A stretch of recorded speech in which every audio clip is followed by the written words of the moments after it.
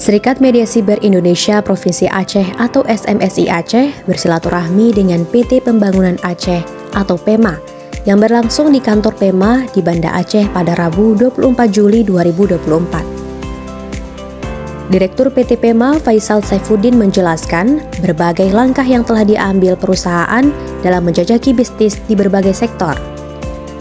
Saat ini, PEMA sedang mengelola wilayah kerja migas, termasuk migas Blok B melalui anak perusahaan mereka yaitu PEMA Global Energy atau PGE. Selain itu, PEMA juga aktif menjajaki sektor agribisnis seperti cangkang sawit.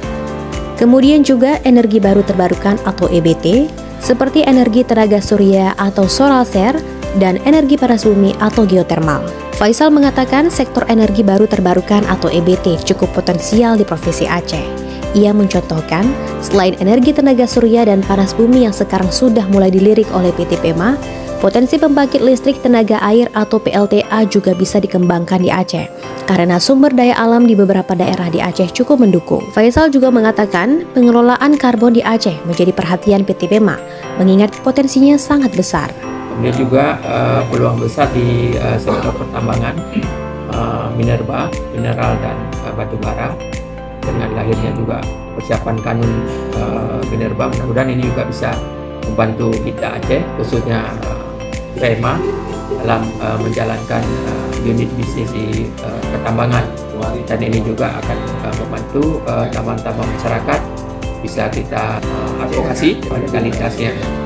Sementara itu, Ketua SMSI Aceh Alin NL mengapresiasi langkah PT PEMA dalam menjajaki berbagai peluang bisnis dan menekankan pentingnya kolaborasi antara PEMA dan media untuk menyampaikan informasi kepada masyarakat terkait program atau kerja-kerja yang sudah dilaksanakan oleh PT PEMA.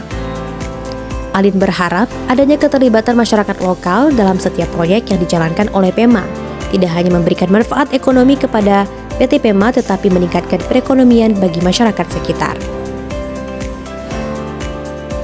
Jurnal Valda Fistri melaporkan untuk Waspada Aceh.